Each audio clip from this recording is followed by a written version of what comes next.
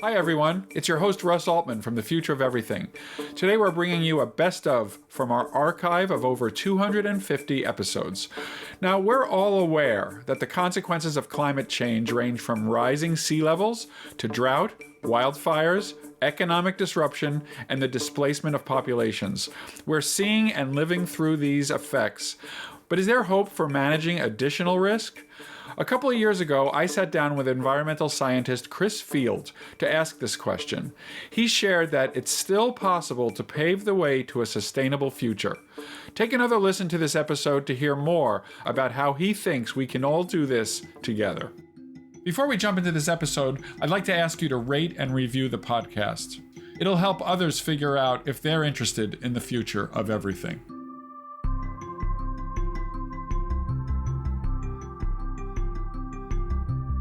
Climate change and global warming have been part of our national and really international conversation for about 3 decades now. Despite continuing heavy reliance on fossil fuels, there have been significant innovations that have helped slow but not stop warming. The impacts of climate change are varied. It can lead to the raising of sea levels and thus cause coastal flooding. It can lead to drought, increased temperatures, and wildfires. But it also can have social impacts. Access to energy, oil, natural gas, and other sources, is often a primary motivation in armed conflicts. It can also cause economic disruption, displacement of populations, and political instability. Professor Chris Field is a professor of Earth Systems Science and Biology at Stanford University. He works on strategies for managing the human impacts of climate change, helping to create strategies to understand and manage the risks. Chris, thanks so much for being with us. I wanted to start out, what is the status of climate change in 2022? We've now been hearing about it for 10, 20, even more years. Where are we now? Has the game been lost, or are we still in the fight? This is an issue that has two very different sides. 10 years ago, we thought we were headed for truly catastrophic warming in the absence of action. But we've really moved the needle on that, and as a result of quite large emissions reductions in the US and other developed countries, we now think that even without further action, we might end up at a end of century warming at something like 2.5 to 3 centigrade. That's way too much, but it's much better than we thought a decade ago. On the other hand, we have known about this problem for more than 30 years now. The projections from the Intergovernmental Panel on Climate Change were really accurate 30 years ago. So it's not a issue of having suddenly discovered that the models were wrong. The real crux that we face in the early 2020s is that we're out of time for solving the problem in a way that really avoids the worst impacts of a changing climate. So just as a basic kind of tutorial for those of us who don't think about this all the time, I know we talk about temperature gains, like you just quoted a number of 2.5 degrees centigrade, and we also hear about CO2. Can you just give a little tutorial about how those two things are related? Is one of them more important? And how do we follow progress or lack of progress in the climate change arena? Well, one of the things that has become increasingly clear in the last few years is that there's a nearly linear relationship between the total amount of carbon dioxide that's been emitted from human activities since we really started doing it in a big way in the early 19th century and the total amount of warming that we end up with in the planetary system. So, for example, we know that if we want to have a 66% probability of stabilizing warming at less than 1.5 Celsius, we have a total forever budget of CO2 emissions of about 3,000 billion tons.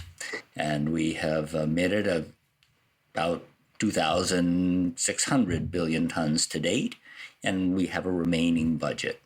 That number goes up by a substantial amount if we want to have a 66% probability of limiting to less than 2 Celsius, and it goes up further if we want to limit to 2.5. But that constraint is a really important one, and it also highlights the fact that if we want to stabilize warming, the target needs to be zero emissions of CO2 and other heat-trapping gases. Is that something that is at all feasible, or are we in damage control now? Well, the stated goal of the UN Framework Climate Convention on Climate Change is to prevent dangerous anthropogenic interference with the climate system. And we're past that, and we are already seeing dangerous anthropogenic interference.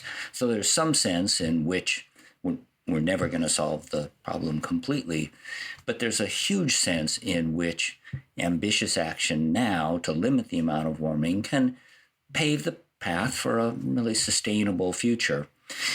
Because we will see substantial warming, we've already warmed more than 1 Celsius, we have to deal with the impacts of that. And it means that we need to think in terms of a portfolio of solutions that includes adaptation, coping as effectively as we can with the changes that have already occurred, in addition to mitigation, reducing the amount of greenhouse gases and eventually bringing them down to zero. Great. And I do want to get to those.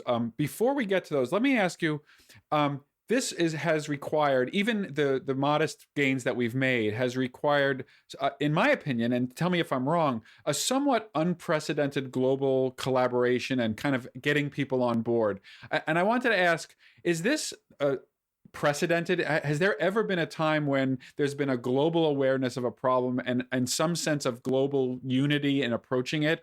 And am I being overly optimistic about how global the response has been? I just find it to be very hard to wrap my mind around this, because, as you know, even in our country, we're not always able to get people moving in the same direction. And so it's just an incredible political challenge separate from the technical issues. How should we think about that? It is a huge political challenge. I see progress on climate change as having two very different aspects. One aspect is a recognition of the problem and the creation of incentives to develop non-emitting electricity systems, electric vehicles, things like that. And the other is advances in technology that have been mainly private sector driven that have altered the landscape of what's producing emissions.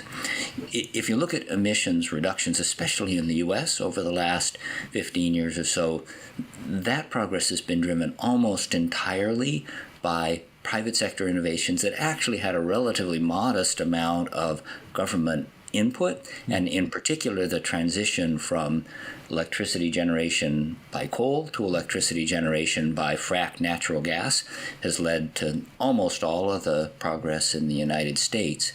But it is true that this is a problem that has important international dimensions, and it can't really be solved without action at every scale: individual, corporate, community, state, national, and international. And we struggle in the U.S. with developing a national policy because of political polarization, and we struggle internationally because countries are in such different places in what's described in the Framework Convention as common but differentiated responsibility. Okay, so now getting back, you talked about these two very attractive ideas: mitigation, which I guess is an adaptation. So can you tell me what has been the progress there? Because that seems like it's something that is going to have to take the forefront of our minds going into the next several years. How are the strategies for mitigation and adaptation looking? How well developed are they? And what does it mean for regular individuals and what changes they might see in their life? Well, when we think about mitigation, we're really trying to do one of two things: either use less of the benefits that we achieve from greenhouse gas emission, or replace the sources of the things we're using in a way that makes them non-emitting. And almost everyone agrees that we should be focusing on the latter approach rather than on the approach that's primarily cutting back on usage, although it is also true that some of the most important progress to date has been through increasing energy efficiency, and I don't want to downplay the opportunities for increasing efficiency as we move forward. But when you look at the major sources of greenhouse gas emissions in the United States, they come from a whole bunch of different activities, but in general, they come from transportation, from buildings, from making things, and from the food system. And pretty much everything that humans do. Well, what? Yes, that's I true. don't mean to be But negative. I'm sorry. no, I mean, but we really have made amazing progress in being able to replace some of those sources of emissions with non-emitting Yeah. technologies, and transportation is a really good example where I don't know what you drive, but most people find the experience of owning and operating an electrical vehicle to be a substantial upgrade over a Yes. gasoline one. The performance is better. The not having to change the oil and everything is a big Yes. upgrade.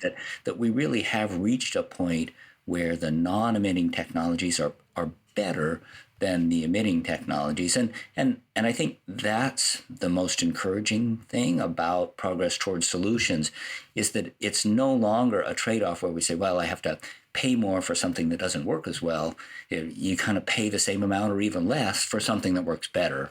And that's the brightest side of our progress on climate change mitigation, decreasing emissions. Yes. Of course, while we're making progress and emissions are going down in the U.S. and other rich countries, they're still going up in much of the world where countries aren't at the level of economic development where it makes sense to deploy a lot of these technologies. We need to recognize that there's still decades of reliance on fossil fuel, both in the developed world and in the developing world. So a really interesting thread in your work has been looking at specific scenarios that are being affected by climate. And I want to spend a little time, for example, you've looked at coastal flooding and wildfires. Can you make that connection? I know that it's a direct connection for you. Why does climate change then lead almost directly to concerns about coastal flooding, wildfires, and then other areas that we can get into next? Yeah. Well, when you look at the impacts of a warming climate, the the first thing you see is problems with heat. High temperatures kill many people around the world and are a deep challenge. The second thing you see with heat is two sources of sea level rise. One is that warmer water is slightly bigger than cooler water, and that thermal expansion raises sea level. And also, warmer temperatures lead to loss of continental ice. And you can think about this as the ice melting, but it's really the ice sliding faster off of the major ice sheets in Antarctica and Greenland. And as that ice slides from the land into the water, it raises sea level as well. So there's no way you can get sustained warming without an increase in sea level.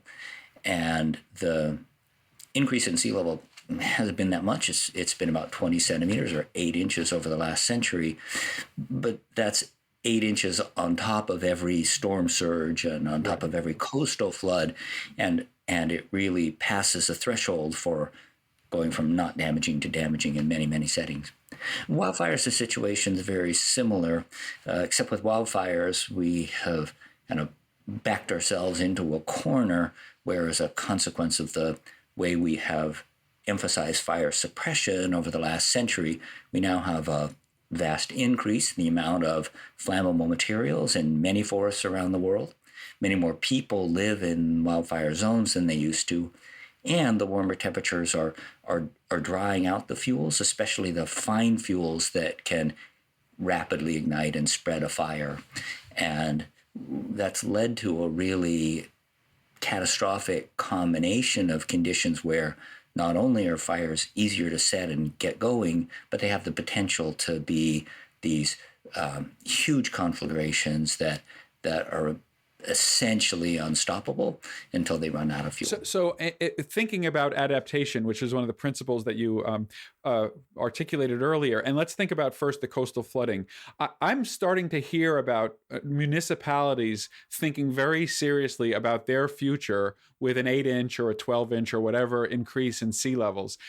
Is that something that is unavoidable? And are you involved in those efforts? Do you follow those efforts? Are they in general grounded in good kind of engineering and realistic principles, or are they problematic? I'm thinking. I think I've most heard about stuff in Florida, but other places as well. Yeah.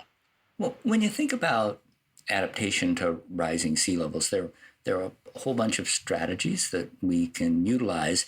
And in many cases, the smartest strategies are the ones that address multiple kinds of extreme events at the same time. And so as a general starting point, when we think about climate change adaptation, we should be thinking about things like improving the transportation network, improving the communication network, improving the emergency relief services network. And those are all things that can improve normal economic activity. At the same time, they help us cope with the results of climate change. Now, when we improve the transportation infrastructure, that means building it higher so that the highways aren't flooded and that the bridges remain usable. But we should be thinking first about things like that. We should be thinking about coastal protection, and there are lots of areas in the world where we are going to have to be investing more in coastal protection, including in the San Francisco Bay Area. And then there are going to be some places where rising seas are such a challenge that communities, or at least individual houses, need to be relocated. In the U.S. has for many years had a buyout program that's operated by FEMA, where what they call severe repetitive loss properties have been purchased by the federal government to be converted into open space, and that's been relatively effective. When we think about higher levels of sea level rise and the projections with high levels of warming, or that we could see 1 to 2 meters of sea level rise by the end of the century, that becomes really existential for many areas around the world, especially small island nations. And we do need to give some very serious thought to the question of whether there should be planned relocation, as we've seen in now many communities around the world. Some are in progress, some have been successful, and some have been real failures. Yeah, that's really helpful. And what about for the wildfire situation? So I guess things like controlled burns and new land management policies, are those in process? Are we where we need to be for those kinds of issues? Well, California and the western U.S. are one of the ground zeros for wildfire risk. The Mediterranean is another. Australia is another. And in all of those areas, we're seeing a real commitment of extra resources to try to get ahead of the problem, especially with fuel reduction efforts, whether they're through prescribed burns or additional timber harvesting or a variety of processes. And I think the challenge is that in all these areas, we have decades of misplaced management practices that have created a big hole we have to dig our way out of. And I would love to see an increased investment in getting ahead of this fuel accumulation problem, especially. But at the same time, we're seeing additional investments in early warning and detection so that fires can be suppressed before they lead to big conflagrations, and lots and lots of efforts, especially in our local community, at individual homeowner fuel reduction and at home hardening to decrease the risk of losing properties and lives if there is a wildfire. This is The Future of Everything with Russ Altman. More with Chris Field next.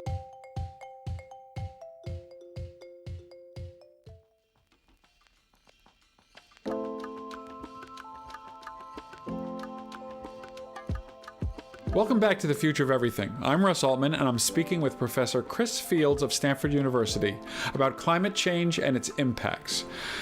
In the next segment, Chris will tell us that the time for big new innovations that markedly alter current trends has probably passed. But we still have many options for using existing technological solutions and knowledge to address the impacts of climate change. He'll end with some practical advice that all of us can follow to minimize and manage the impacts of climate change.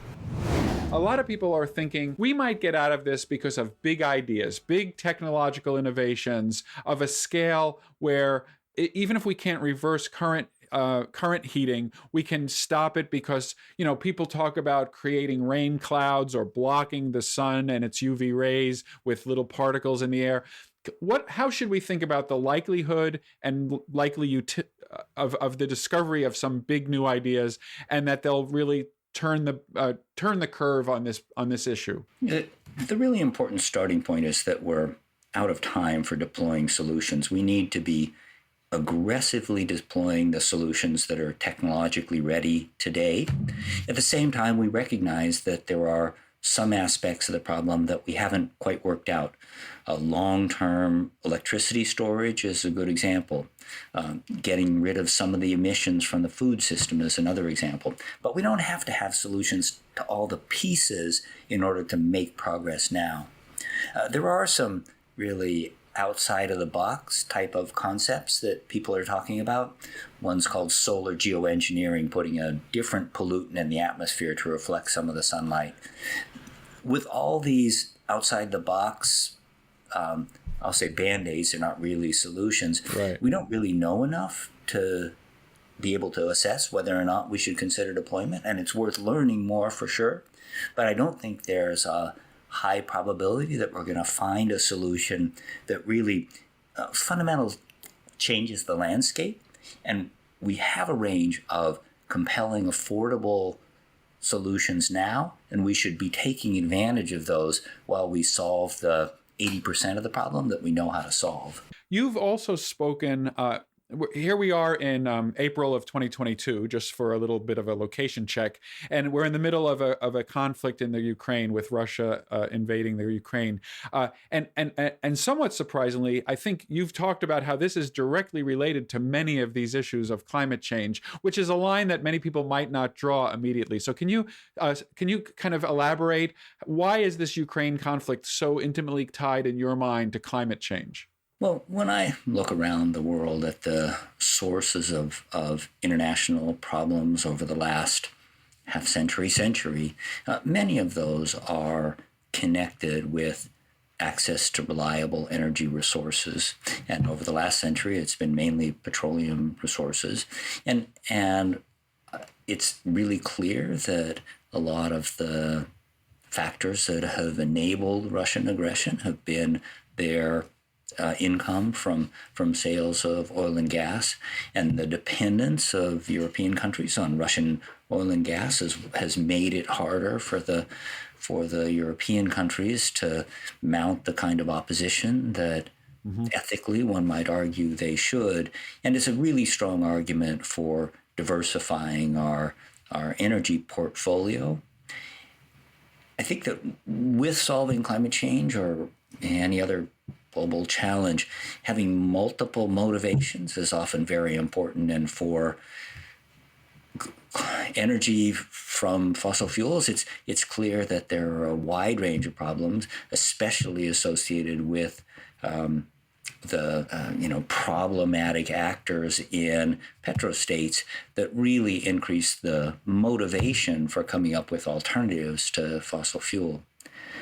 One thing that I think has been really inspirational about watching the situation unfold in Ukraine is that we've seen a remarkable commitments to community-based action, citizens helping other citizens, family members, relatives, people they didn't know in communities that have been impacted by the Russian aggression. And a really important thread that runs through all of our experience with not only climate change adaptation, but responses to a wide range of extreme events and disasters is that community-based and family-based responses can be incredibly important. And I think we need the humility as we talk about large-scale planning to recognize that a lot of the progress really needs to come from community-based efforts. Yeah, I'm really glad you mentioned that, because as we look at the last couple of minutes of our conversation, for an individual who is concerned about this issue and who worries that this is all being left to policymakers, government, and they feel somewhat helpless, can you kind of give a sense of what are the things in everyday life that really could and do make a difference for the challenges of climate change? Can an individual make changes to their life that is consequential, or does this have to be like a top-down plan from above with large-scale kind of enforcement and kind of big government or big coordination? The answer is yes, individuals can make a difference. And I think about it as through three main pathways. One is lifestyle choices. And electric vehicle is the most compelling one now, but making sure that your home's as efficient as possible and transitioning to an all-electric home when that makes sense. The second is invest style, and all of us are investors, whether it's through our retirement program or through IRAs or whatever. But we really are seeing investor pressure change the way companies do things, and the recent struggle to put climate change activists on the board of ExxonMobil is a good example of how impactful that can be. And then the third is political action, what I think of as a vote style, and a lot of the challenge that's held back progress on climate change is the lack of transforming what all the polling indicates as an overwhelming support for increased policy among voters, make that translate into consistent and committed action in Congress, and that we simply haven't seen. And having voters make climate change a top priority, recognizing that action on climate can help us solve a wide range of problems, really fits in with a package of effective individual action. So lifestyle, invest style, and vote style together really make a difference. So that's fantastic. And I guess that my final question, you are a professor at a university. What are you seeing in young people? Is this a source of hope? Is the upcoming generation of adults, so to speak, and I don't really just mean college students, but college age people, young people across the spectrum, how are they looking at this, and is that a cause for optimism? I think we are seeing a tremendous commitment in young people. And one thing that concerns me is that we also are in something of an era of climate anxiety, where an increasing fraction of young people are saying, oh, it's too late for action, or the prospects for me and my children aren't going to be what they were for my parents and their parents. And I think that that's not correct, that we do have many ways we can solve this problem, and many ways that we can direct investments in mitigation and adaptation and continued economic development to lead to increasingly vibrant lifestyles for people around the world. But it is a major challenge, and it's require committed effort from every student at Stanford and every country around the world. Thanks to Chris Field. That was The Future of Climate Change. Thanks for tuning into this episode. We have more than 250 episodes in our archive, so you have instant access to a broad range of discussions on an amazing variety of topics. If you're enjoying the show, or if it's helped you in any way, please consider rating and reviewing it. That'll help us understand what you're experiencing with the show, and it'll help get the word out. You can connect with me on X or Twitter @RBAltman, and you can connect with Stanford Engineering @StanfordENG.